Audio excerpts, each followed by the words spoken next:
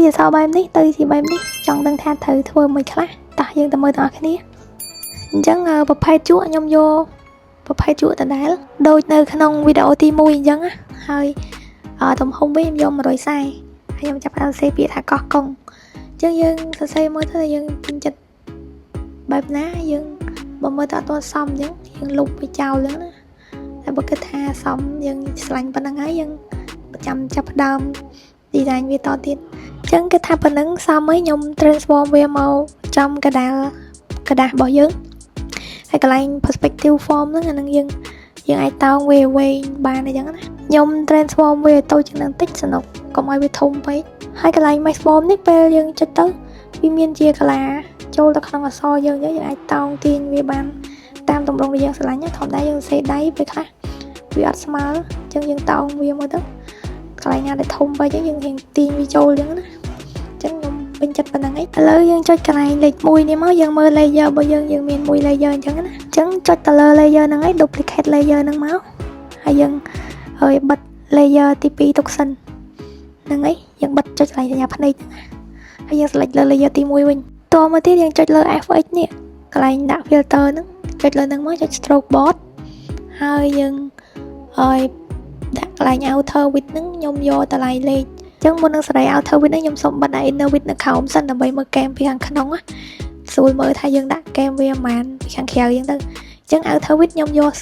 34ច្រឡំណាស់នេះមិនមែន34ទេខ្ញុំយក36ហ្នឹងហើយឥឡូវហ្នឹងដាក់36មកហើយ inner width បើកវាអស់វិញយើងអូសទៅក្រោមទៅយើងចង់ដូរ color អាហ្នឹង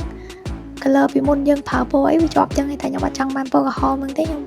ខ្ញុំយកពណ៌ខៀវវិញអញ្ចឹងនៅពេលដែលយើងរើសពណ៌យើងពេញចិត្តបានហើយខ្ញុំថយមកក្រោយវិញមកហើយចុច text តមកទៀតយើងចុចគុណហ្នឹងមក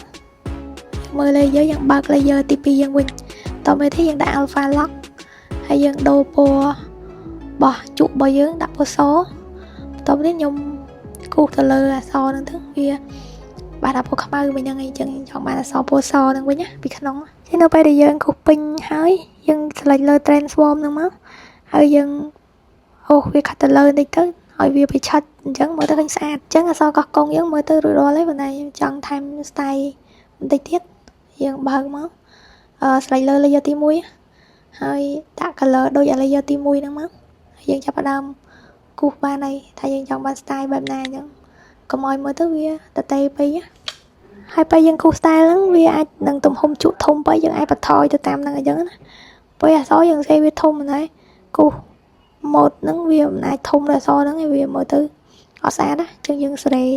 ខ្ញុំមកដាក់63នេះសេរីតាមហ្នឹងបើវាគូសទៅមើលទៅអត់សមខ្ញុំសេរីវាកាន់តែតូចអញ្ចឹងណាធំពេកក៏ស្អាតតូចពេកក៏អត់ស្អាតដែរអញ្ចឹង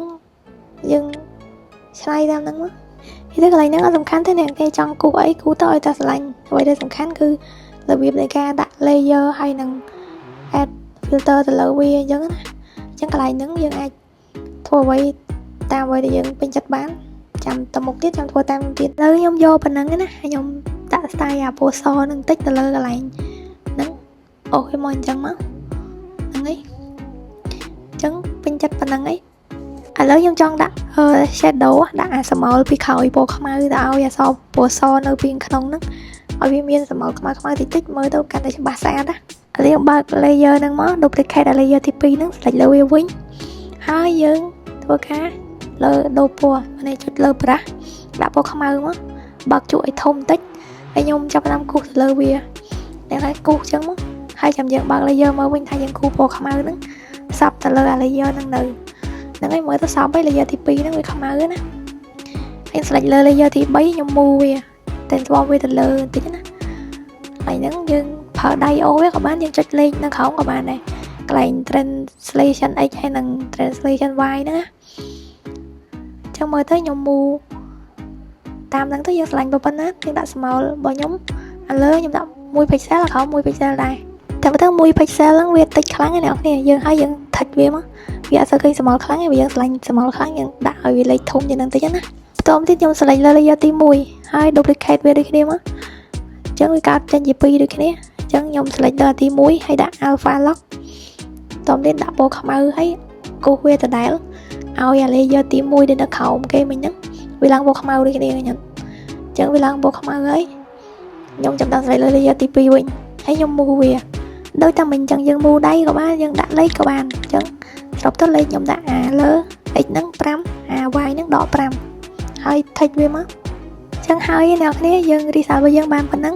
ចឹងបើយល់អត់យល់អីចាំជួយប្រាប់ខ្ញុំផងណាបើអត់យល់អាច comment សួរខ្ញុំបានហើយបើចង់អរគុណអីបាច់ទេណាជួយ subscribe like ឬក៏ comment អីមកក៏បានដែរ